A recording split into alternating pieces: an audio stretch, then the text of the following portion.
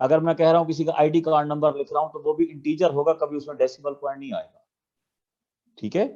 अगर मैं लिख रहा हूँ जी, मैं किसी का वेट लिख रहा हूँ, अब वेट किसी का 1.5 kg भी होता है, 1.2 kg भी होता है, 1.7 kg भी हो सकता है, 100 kg भी हो सकता है, 100 प्लस कुछ पॉइंट्स हो सकता है। तो इसको कि उस डेटा के लिए मैं लफ्ज जो इस्तेमाल करूंगा वो किसका इस्तेमाल करूंगा, फ्लोट के लिए करूंगा। वो तमाम डेटा जहां पे मेरे पास डेसिमल पॉइंट आते होंगे वहां पे मैं फ्लोट इस्तेमाल करूंगा।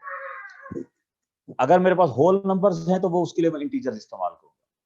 अब अगर मैं टेक्स्ट डेटा के साथ खेल रहा हूं, मैं आप पैराग्राफ लिखना चाह रहे हैं, आप अपना नाम लिखना चाह रहे हैं, आप अपना कोई एड्रेस लिखना चाह रहे हैं, आप कोई अपनी डिटेल लिखना चाह रहे हैं, तो उसके लिए जो डेटा होता है उसको हम स्ट्रिंग डेटा कहते हैं।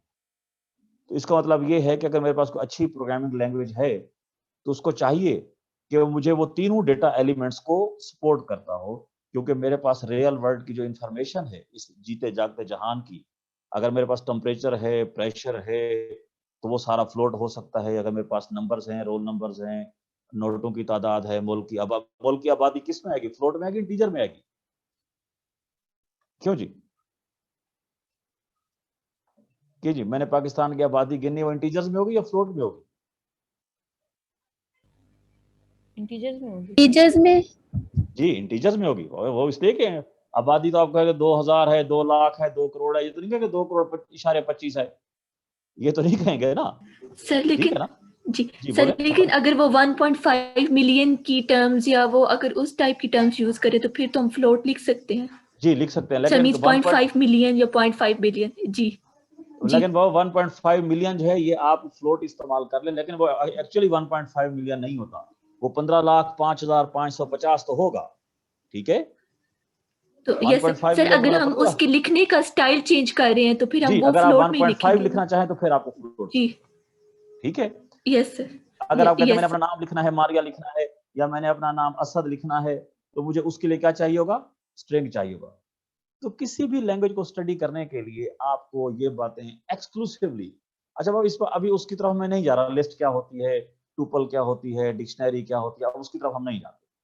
अभी हम सिर्फ ये देख रहे हैं कि मैं डेटा को प्रोसेस करना चाह रहा हूँ, और डेटा मेरे पास किसी की सैलरी हो सकती है, रोल नंबर्स हो सकते हैं, एग्जामिनेशन के मार्क्स हो सकते हैं। अगर एग्जामिनेशन के मार्क्स आपके होल नंबर्स में हैं तो आप इंटीजर्स लेंगे, अगर आपके पास वो डेसिमल पॉइंट्स के साथ हैं तो आप उसके लिए फ्लोट लेंगे।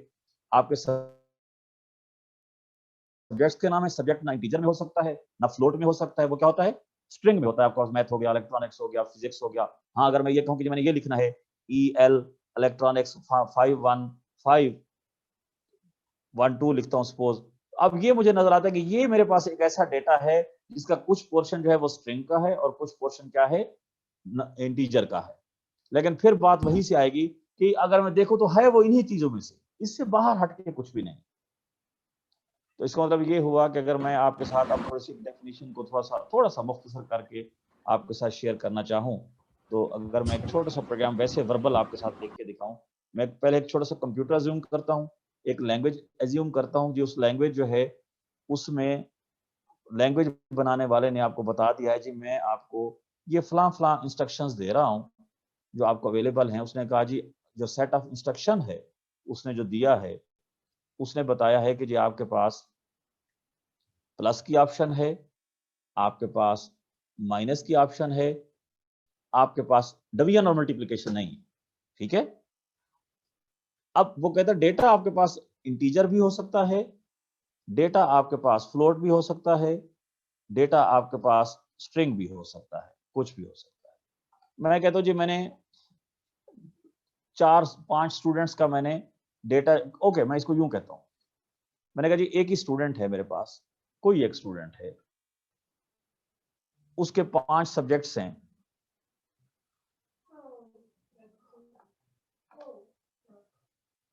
उसमें एक में नंबर उसके 50 हैं, दूसरे में उसके 20 हैं, तीसरे में उसके 40 हैं, चौथे में उसके 50 हैं, पांचवें में उसके अगेन 40 नंबर है। मैं कहता हूं जी मुझे उसकी एवरेज निकाल दें। ठीक है। अगर आप यही कंप्यूटर को काम बताएंगे कि ये 5 सब्जेक्ट हैं इनके आप मुझे एवरेज निकाल दें तो उसका प्रोग्राम मैं कैसे लिखूंगा? मुझे पता है, उसने मुझे बता दिया कि आप प्लस कर सकते हो, आप माइनस कर सकते हो, आपके पास डिवीजन और मल्टीप्लिकेशन नहीं है, ठीक है? तो मैं कह सकता हूँ अच्छा जी, मैं उसे कहता हूँ अच्छा यार ऐसा है कि x जो है ये इंटीजर नेचर का डेटा है, ये 50 के बराबर है। मैं कहता हूँ भाई मेरे पास जो है वो एक है वो 20 है। मैं कहता हूँ मेरे पास 3 जो है वो 40 है, सॉरी z कह देता हूँ, z 40 है। मेरे पास p जो है वो 50 है। मैं कहता हूँ मेरे पास x जो है वो मेरे पास k जो है वो 40 है, ठीक है? अब मुझे बताएं कि अगर मैं ये लिख रहा हूं तो मुझे ये क्लियर कर बताना पड़ेगा ना मशीन को कि ये एक्स वाई जी जो है ये किस टाइप का डेटा है। तो अगर मैं देखूं तो मुझे सब में यही नजर आता है कि सारे के सारे क्या हैं, इंटीजर नेचर के डेटे हैं, ठीक है? तो मैं साफ लिख दूंगा जी सर ये स्टार्टिंग पे फिर एक कंडीशन आ गई कि हम यहाँ पे डिवीजन और मल्टीप्लिकेशन नहीं कर सकते। वो सर तो मींस उसने इंस्ट्रक्शन कंडीशनल स्टेटमेंट आ गई है। नहीं, कंडीशनल स्टेटमेंट नहीं है, उसने आपको ये इंस्ट्रक्शन जी दी ही नहीं है इस्तेमाल करने के लिए। उसने आपको ये यस सर ओके इंस्ट्रक्शन दी ही नहीं है इस्तेमाल करने के लिए, यस ठीक सर है? तो हमें कोई इसका अल्टरनेटिव तलाश करना पड़ेगा। अच्छा यार देखिए उसने अगर मुझे नहीं दी तो मैं क्या इसका कोई हल निकाल सकता हूँ? Yes I can do that. मैंने कहा अच्छा यार ये काम तो मैं कर लेता हूँ, पहले मैं क्यू कैलकुलेट करता हूँ जो मेरे बस में है, वो मैं इन सबको जमा कर लेता हूँ, एक्स को, वाई को, जी को, पी को और 40 को, सॉरी और के को, ठीक है? ठीक है, ये मुझे क्या करेगा, ये मुझे सम दे देगा 5 नंबर्स का। अब मेरे पास अगर ये वाला साइन होता, अगर मेरे पास ये वाला साइन होता डिवीजन वाला, तो मैं तो सीधा सीधा लिखता q डिवाइडेड बाय 5, तो मुझे एवरेज पता चल जाती। ऐसे ही था ना? क्यों जी, ठीक कह रहा हूं गलत कह रहा हूं? यस सर जी यस सर सर जी तो वो तो सर मेरे पास अवेलेबल ही नहीं है, मैं q डिवाइडेड बाय 5 लिख ही नहीं सकता क्योंकि मुझे उसने ये वाली इंस्ट्रक्शंस नहीं दी। उसने तो ये वाला मुझे ऑपरेटर दिया ही नहीं है, तो फिर मेरे पास क्या सोल्यूशन हो सकता है? मैं कहता हूँ यार अच्छा ऐसा नहीं सोल्यूशन दिया ना, तो फिर ऐसा करते हैं कि मैं इस q में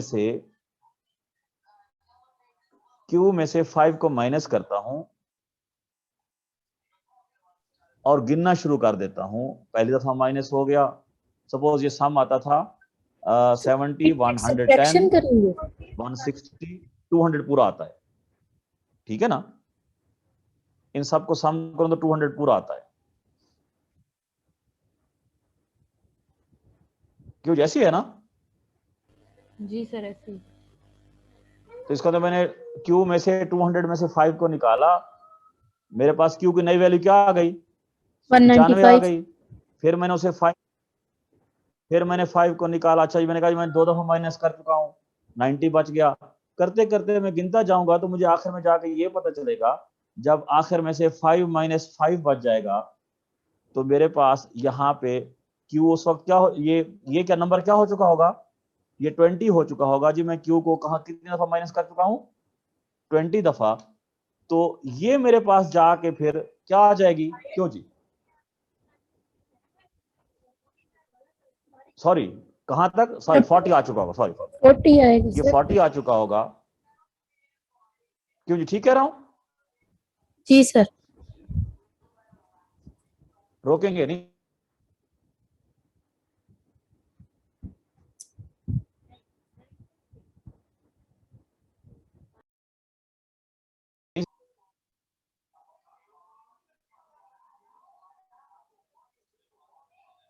एनीबॉडी एल्स, आवाज आ रही है आपको? जी सर आवाज आ रही है यस सर यस सर ये मैं कह सकता हूं क्यों मेरे पास आखिर में क्या आ चुका होगा। इसको जब माइनस करता जाऊंगा, पहली दफा माइनस किया 95 बचा, फिर माइनस किया, फिर 90 रह गया, फिर माइनस किया 185 रह गया, फिर 5 माइनस किया 180 रह गया।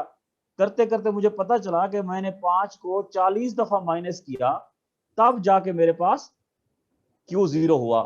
तो ये फिर मुझे ये बताता है कि ये जो मेरे पास वैल्यू आई है, ये जो 40 आया है, ये जो काउंटर मैंने लगाया हुआ था, गिनता जा रहा था, मैंने कहा जी के को गिनना शुरू करो कि पहली दफा माइनस हुआ के 1, फिर जब माइनस किया अच्छा जी 1 फिर ऐड कर दो, फिर जब माइनस किया 1 फिर ऐड कर दो, फिर जब माइनस किया फिर 1 ऐड कर दो। तो गिनते गिनते पता चला कि आखिर में जाके कहाँ चला गया, 40 पे चला गया। तो मुझे पता चला कि के जो है इसकी जो एवरेज है वो क्या बनती है, 40 बनती है। वो क्यों ऐसा मुझे करना पड़ा कि उसने इंस्ट्रक्शन बनाने वाले ने, जिसने इंस्ट्रक्शन सेट मुझे दिया था, उसने मुझे डबीएन की इंस्ट्रक्शन दी ही नहीं थी। अगर दे देता मेरे पास तो भले, उसने कहा अगर वो ये कह देता कि नहीं जी आपको इंस्ट्रक्शन डबीएन की भी अवेलेबल है, तो फिर मेरे पास तो बहुत आसान ही तरीका था। मैं यहाँ पे लिखता m = q/5 लिखता, तो सीधा सीधा ये मेरे पास m40 आ जाता, पता चल जाता कि आंसर क्या है। तो किसी भी लैंग्वेज को सीखने के लिए सबसे बड़ी अहम बात जो है, इंपॉर्टेंट बात जो है वो ये है कि आपको उसके इंस्ट्रक्शन सेट को सीखना है कि उसमें कौन कौन सी इंस्ट्रक्शंस अवेलेबल हैं। ये बात मेरी याद रखिएगा।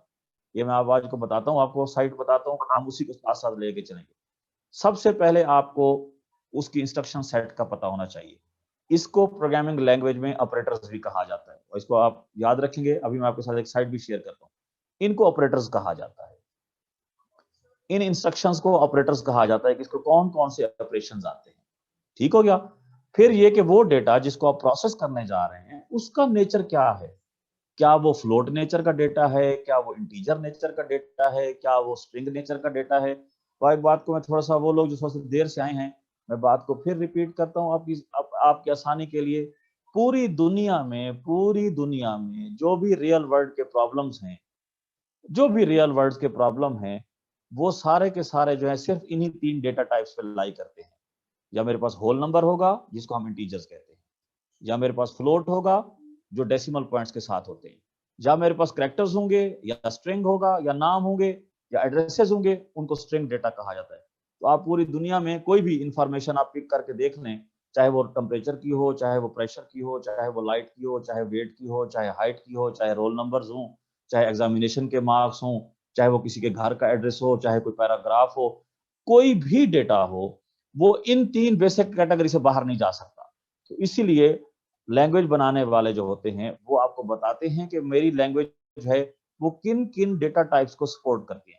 बाकी सारी जो है वो इनकी एक्सटेंडेड फॉर्म्स है। और याद रखिएगा, बेसिक डेटा टाइप्स यही 3 हैं। पूरी दुनिया की इंफॉर्मेशन इसी पे घूमती है, पूरी दुनिया की।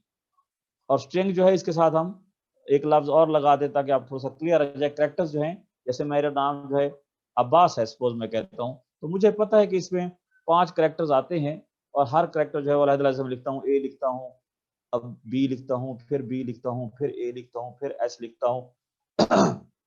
अगर इसको कैरेक्टर्स वाइज देखूं तो ये कहूंगा कि इसमें 5 कैरेक्टर्स हैं। अगर मैं कहूं स्ट्रिंग है तो इसका नाम पूरे का पूरा अब्बास है। तो string basically is the collection of characters. तो पूरी दुनिया की जितनी इंफॉर्मेशन है, what about the sound, sound के मतलब आपका क्या ख्याल है? क्या वो भी स्ट्रिंग में आती है, फ्लोट में आती है, इंटीजर में आती है? भाई साउंड सिग्नल अगर आप हो, आप उसको ऑसिलोस्कोप पे देख रहे हो, तो क्या होगा? वो भी किसी पॉइंट्स में ही होगा ना, टाइम के करस्पॉन्डिंग। Yes sir. अगर आप किसी तस्वीर को देखें तो आपने नाम सुना होगा, पिक्सल वाइज होते हैं, ठीक है? तो पिक्सल की क्या होती है, वो जो इमेज प्रोसेसिंग का कोर्स पढ़े तो हर पिक्सल की अपनी वैल्यू होती है डेसिमल पॉइंट्स में, ठीक है? ये पिक्सल जितने करीब होते जाते हैं तस्वीर उतनी बेहतर होती जाती है। लेकिन ये बात अपनी जहन में याद रखिएगा, पिक्सल की कोई ना कोई वैल्यू होती है। वो वैल्यू इंटीजर वैल्यू भी हो सकती है, वो वैल्यू फ्लोट वैल्यू भी हो सकती है, और इसी के कलेक्शन से पिक्चर बनती है। तो दुनिया जहान का जो भी डेटा आप प्रोसेस करते हैं, डेटा इन्हीं 3 टाइप्स में आपको मिलता है। डेटा कौन है? अच्छा, डेटा कहां से मिलता है? ओके, मुझे थोड़ा सा ये बताएंगे ताकि बात थोड़ी सी और बेहतर हो। डेटा आता कहां से है?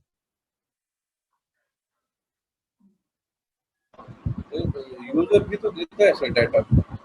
ओके, ठीक हो गया, मान लिया यूजर डेटा देता है। और बोलें, यूजर देता है तो कैसे देता है? ओके, थोड़ा सा एक्सप्लेन करते हैं। सर यूजर कीबोर्ड से देता है ना? Yes sir. नहीं, यूजर कीबोर्ड से देता है ना? ठीक है। अब ये बताएं, इस कीबोर्ड से यूजर जो डेटा देता है, मैंने कहा जी क्लास का रोल नंबर्स हैं, इस यूजर को कौन देता है बताएं? इस यूजर को मैंने बासर से कहा जी कंप्यूटर पे बैठो, ये कीबोर्ड पे बैठ के इतने लोगों के ये रोल नंबर वाइज नाम एंटर कर दो। कौन देगा? ये आपको कोई ऑफिस वाला देगा, ठीक है? ऐसी है ना? मैं कहूँ जी आप शनाख्ती कार्ड के नंबर आप दे दें, ऐड कर दें कंप्यूटर में। शनाख्ती कार्ड के नंबर आपको कहाँ से मिलेंगे? एंटर करने वाला बासिर ही होगा, लेकिन देगा कौन? ऑफिस है सर, नाजरा वाला नहीं क्यों सकता सर?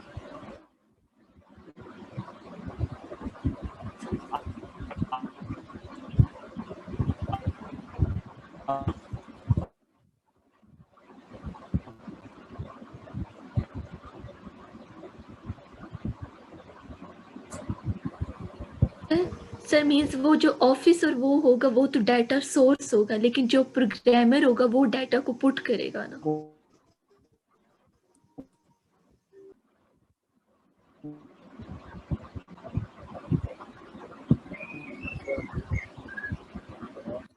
आवाज नहीं आ रही सर।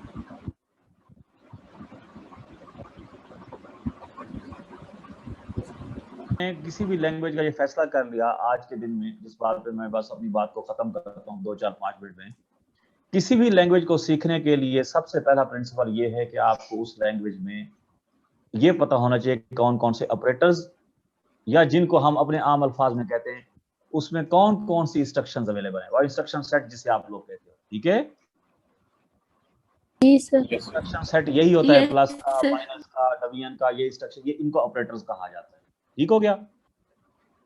फिर दूसरी बात ये है कि आपको ये पता होना चाहिए कि आपका जो रियल वर्ल्ड का प्रॉब्लम है, जिसका आप डेटा रखते हो या जिस डेटा को आप कंप्यूटर के थ्रू सॉल्व करना चाहते हो, कोई भी एवरेज निकालना चाहते हो, उसकी मल्टीप्लिकेशन करना चाहते हो, इंटीग्रेशन करना चाहते हो, डिवीजन करना चाहते हो, वो डेटा जो है वो किस तरह का है? वो इंटीजर नेचर का है, वो फ्लोट नेचर का है, वो आपके पास स्ट्रिंग नेचर का है, या अब आप पढ़े लिखे हो, थोड़ा सा हम ऊपर चले जाते हैं, जैसे पाइथन को शुरू कर रहे हैं, या खैर वो आप देख भी लोगे, या मैं कहता हूँ जी वो कॉम्प्लेक्स नेचर का भी हो सकता है। ओके, योटा के साथ 2+3 योटा जो है वो ये कॉम्प्लेक्स डेटा है। ठीक है। तो आज की जो हमारी असाइनमेंट है, आज की जो डिस्कशन है, मैं इसको यहीं पे वाइंड अप करता हूँ।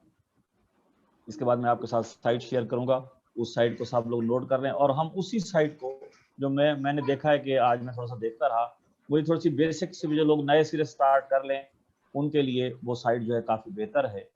और बाकी बातें हैं टैक्टिस की, ठीक है ना, कि वो आप उसने ऑपरेटर बताया, आप उसको कैसे इस्तेमाल कर सकते हैं, आप उनको कैसे शॉर्ट फॉर्म में लिख सकते हैं, कैसे लिस्ट बना सकते हैं, कैसे डिक्शनरी बना सकते हैं। These are all the collections, not more than that. वो कलेक्शंस तो हो सकते हैं इंटीजर्स की, वो फ्लोट की कलेक्शंस हो सकती हैं, वो स्ट्रिंग की कलेक्शंस हो सकती हैं, लेकिन ये मुझे पता होना चाहिए कि रियल वर्ल्ड की सारी इंफॉर्मेशन वो इन 4 से बाहर नहीं जाती, या बाद में कुछ आप नया जैसे आप शुरू।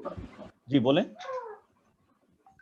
सर। ये जो कॉम्प्लेक्स डाटा जैसे आयोटा है सर इसको कमांड में सर किसमें, मतलब स्ट्रिंग में या सर कलेक्टर कहाँ पे सर ये काउंट होगा सर? ये जब हम सर प्रोग्राम में सर इसको, इसकी टाइप अलहदा से डिफाइंड है। जैसे इंट था वो सिर्फ होल नंबर लेगा, जैसे फ्लोट था वो डेसिमल पॉइंट के साथ नंबर लेगा। ठीक है, जैसे कॉम्प्लेक्स है तो वो 2+ इयोटा की फॉर्म में नंबर लेगा। मैं अगर ये कहूं, ओके होल्ड ऑन, मैं इसको ये कहता हूं कि मैंने कहा, मैं एग्जांपल देता हूं ताकि आपको बात थोड़ी सी क्लियर हो जाए। मैंने कहा जी मेरे पास इंट है x, और मैं यहां उसे अपनी तरफ से वैल्यू देने लगा हूं 3.5। ये बताएं मैंने ठीक किया? नो सर, ये मैंने गलत किया। Sir float no sir. Yes sir. तो इसका मतलब है कि डेटा मैंने प्रोवाइड करना होता है ना कंप्यूटर को, ठीक है ना। तो जब मैं डेटा उसको प्रोवाइड कर रहा हूं x को, तो मुझे इस पे कॉन्शियस होना चाहिए कि x को मैं एक तरफ से इंटीजर कह रहा हूं, इधर 3.5 लिख रहा हूं, भाई ये गलती कर रहा हूं, ये मैंने देना ही नहीं है। अगर मैंने दे दिया तो वो 0.5 को छोड़ देगा। ठीक है सर फिर स्क्रीन पे क्या लिखा हुआ आएगा? मींस सर वो सिंटैक्स एरर नहीं होगा, तो इस टाइप के एरर को फिर वो किस तरह रिप्रेजेंट करेंगे?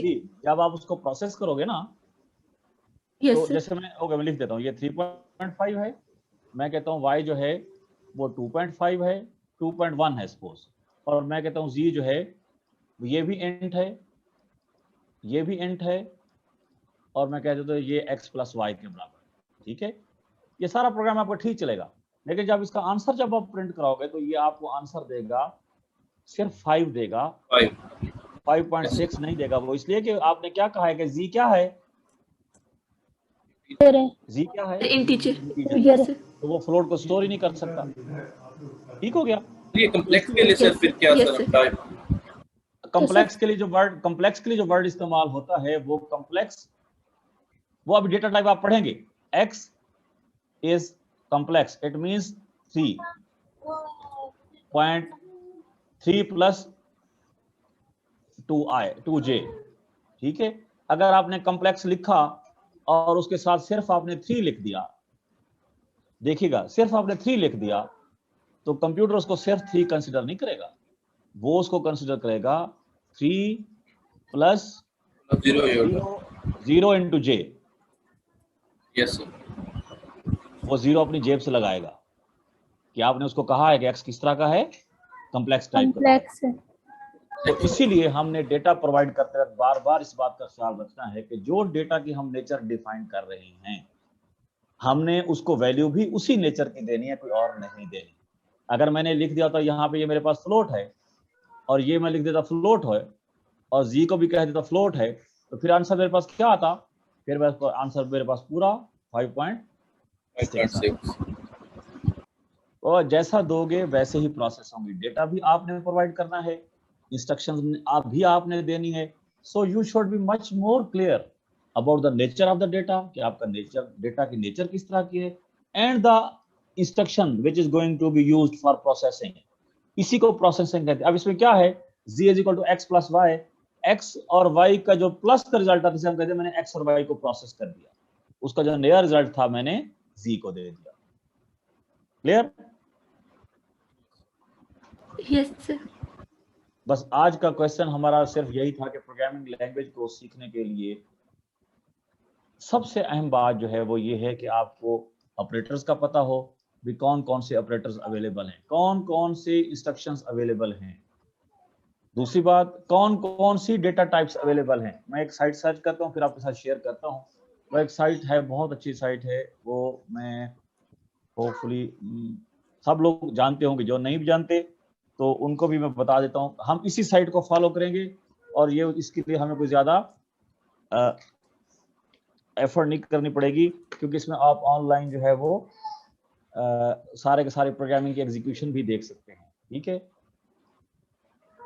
ये मैं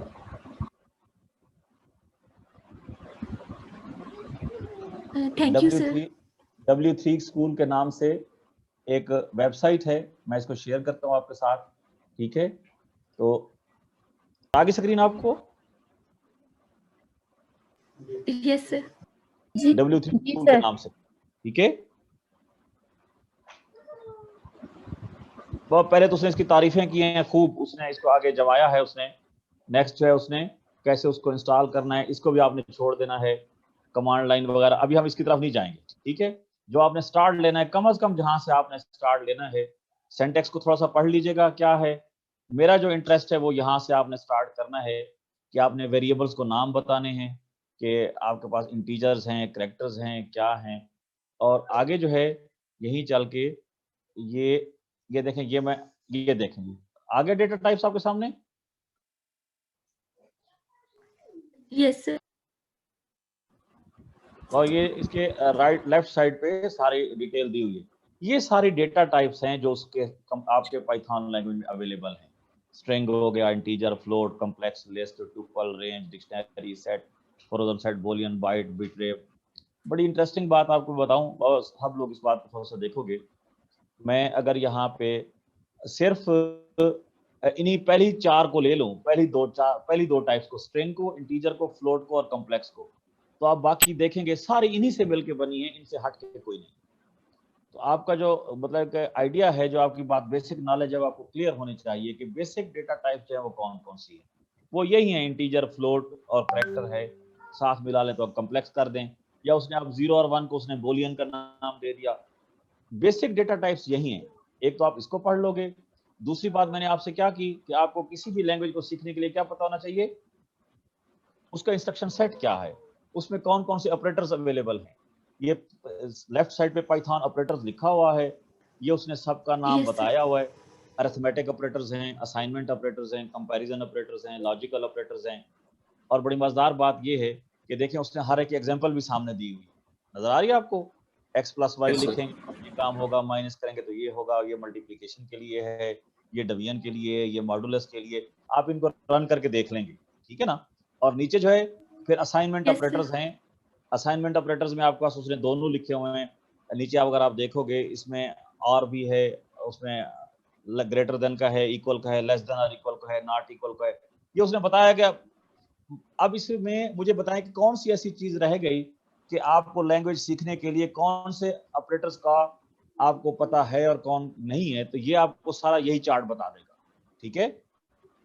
मतलब आपको ये ऑपरेटर्स का पता होना चाहिए। मैं कहूँ जी मैंने एक्सक्लूसिव और करना है दो एलिमेंट्स को, तो आपने एक्स को वैल्यू दी, वाई को वैल्यू दी, फिर आपने कहा एक्स, ये वाला साइन लगा दिया तो आपको एक्सक्लूसिव आर कैलकुलेट हो जाएगा। आपने ये लगा दिया तो आर कैलकुलेट हो जाएगा। आपने ये लगा दिया एक्स और वाई के दरमियान तो लॉजिकल एंड कैलकुलेट हो जाएगा। तो आज आपने जो काम करना है वो हम कल इसी की डिटेल में हम जाएंगे, हम मुख्तलिफ एग्जांपल्स करके देखेंगे। आपने एक तो टाइप्स ऑफ डेटा को देखना है डिटेल से, उन्हीं टाइप्स ऑफ डेटा को लेते हुए कल हम कल का दिन जो है हम सिर्फ और सिर्फ अरिथमेटिक ऑपरेटर्स करेंगे, ठीक है जी। एकदम हम प्रेशर नहीं बनाएंगे, कल करेंगे परसों करेंगे, क्यों जी?